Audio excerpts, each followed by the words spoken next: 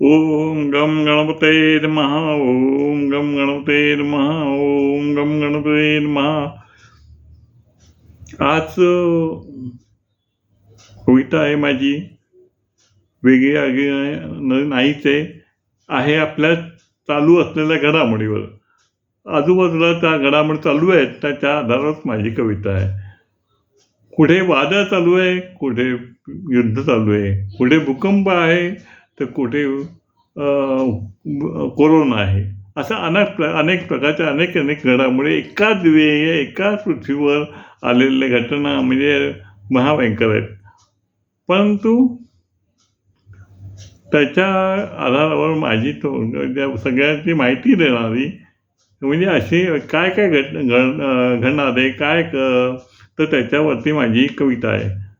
आता कविता आणि थोडक्यात त्याचं वर्णन हे तुम्हाला माहीतच आहे. चला मग.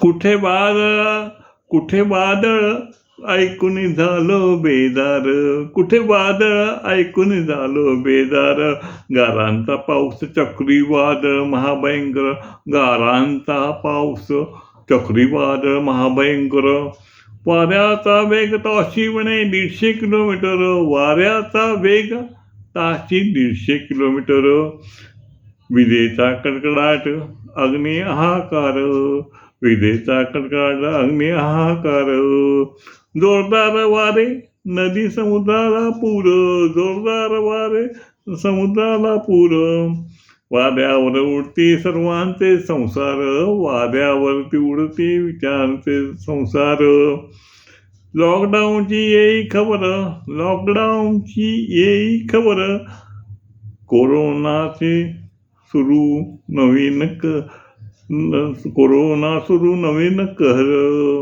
कोरोना सुरू नवीन कहर, कोरोना नसे लवकर उपचार, कोरोना नसे लवकर उपचार, म्हणती असेल नवीन प्रकार नवीन आजार, भूकंप जमिनीत जाती घरदार, अनेक ठिकाणी द्वंगती भयंकर पृथ्वीवर, भूकंप जमिनीत घरदार, युद्धाचा असा हा वेगळा प्रकार. आता युद्धाचा असे वेगळा प्रकार जातो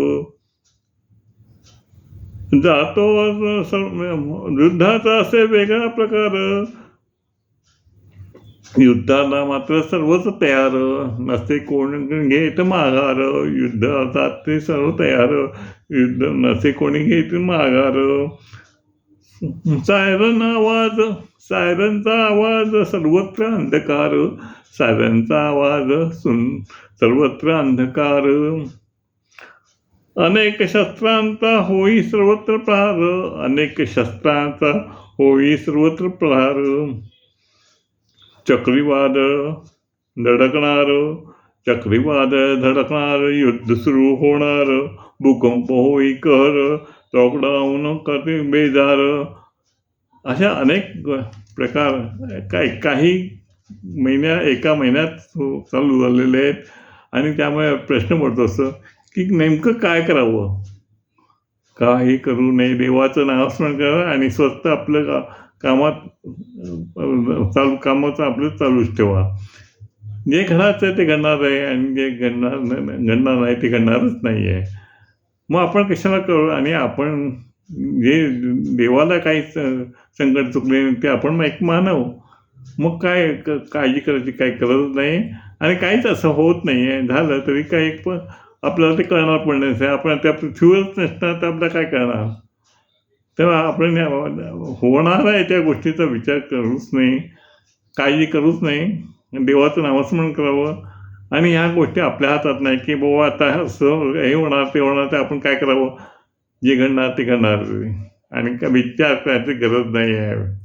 ओम गम गणपते नमः.